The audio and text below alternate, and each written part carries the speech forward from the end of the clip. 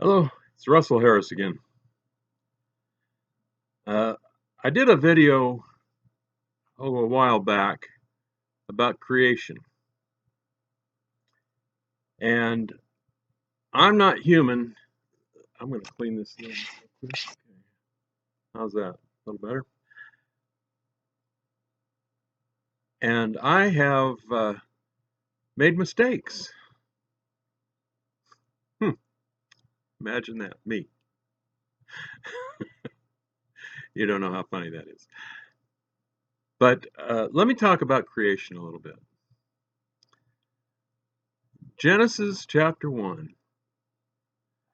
It starts out, well, let me read it to you.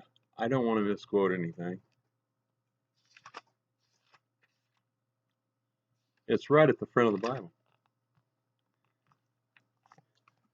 In the beginning, God created the heaven and the earth. And the earth was without form and void, and darkness was upon the face of the deep. And the Spirit of God moved on the face of the waters. And God said, "Let there be light." And there was light. And God saw that the light was good. And God divided the light from the darkness. And God called the light day, and the darkness night.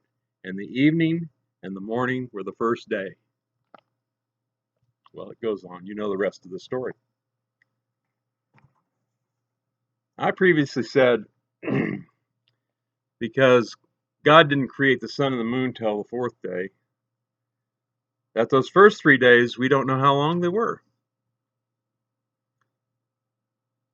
But in studying that word, that little word day, it's the Hebrew word tom, T-O-M, or yom. I might have just made another mistake. But it's the same word every time it's used. And it indicates a Hebrew day, 24 hours. And so after praying on it and reading and studying as much as I can, I've come to the conclusion that that first day was a day, 24 hours. The second day was a day, 24 hours. The third day, you got it, 24 hours. I'm also, in part of that research, tried to tear apart and look at evolution. I know a lot of you have been sold the bill of goods, and you have bought into it and said, well, God could have used evolution. Well, guess what? In all my research, everything that I've read, there is absolutely zero evidence of any evolution ever occurring. Zero. Now, that's evolution in the big word, because we know things evolve. I mean, all citrus fruit came from a specific citrus tree. All the different varieties of bears came from one single donor bear. All dogs came from a single donor dog. And they just evolved into different things. But they didn't evolve into a cat. They didn't evolve from a tree into something that could walk around, or from an amoeba into a four-legged creature that crawls out of the ocean. That kind of evolution never happened. But as Darwin discovered, during different seasons, if there's more rain, a bird's beak might get bigger or thicker. New turtles might grow longer necks to reach the higher leaves. But you don't get a sparrow evolving into a chicken, not even interspecies. You can't breed two Chihuahuas and get a Great Dane.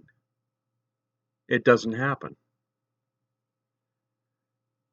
There's no evidence in the fossil record whatsoever. Part of my research was involving what science calls empirical data. Data that you cannot question. Now, some of this data comes from the sun. We know the sun gives off a certain amount of particles, stardust, which most of it doesn't hit the Earth because of our magnetic field, but it hits the moon, and it hits the moon at a pretty regular basis.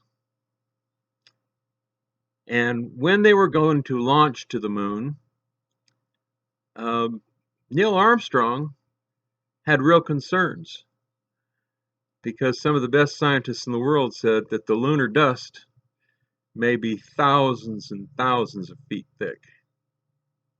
He thought he might sink. Well, that wouldn't have been the case because the lunar lander would have sunk first and he wouldn't be getting out of it. I'm sorry. I find that humorous. And then there's the meteorite evidence. Did you know that meteorites strike the Earth at a pretty regular basis? They can actually measure how many meteorites, approximately, within just a few, are going to hit the Earth every year. Well, if that's true, then when you dig down into the layers and layers of Earth, digging for the fossil record, you should find evidence of meteorites in every level. But empirical data now is a scientific fact. There's no meteorite evidence anywhere. Not in any of the levels, except the top.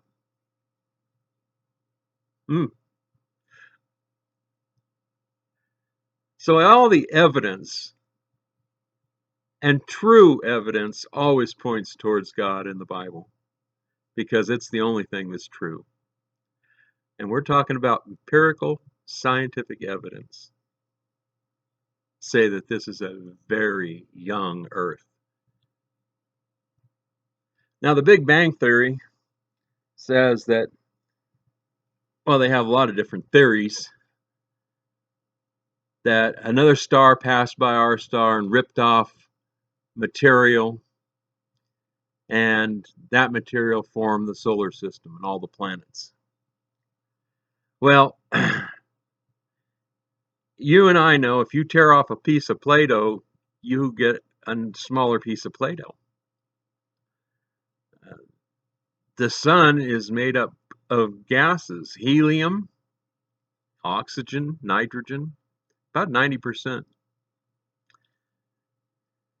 And if that were the case, then the Earth would be 90% helium, oxygen, and it's not. The moon's not. Uranus, Saturn, Neptune, Pluto, they're not products of our sun. In fact, they're not even products of each other. The moon is a different material than the Earth. I mean, it's different makeup. So it didn't even get ripped off the Earth. Now, remember the term empirical science. These are facts that you can't change. So when we look at all the facts, and I go back, when God said He created everything in 6 days, 6 days is it. He is God after all. He's bigger than you or I. He's bigger than the universe.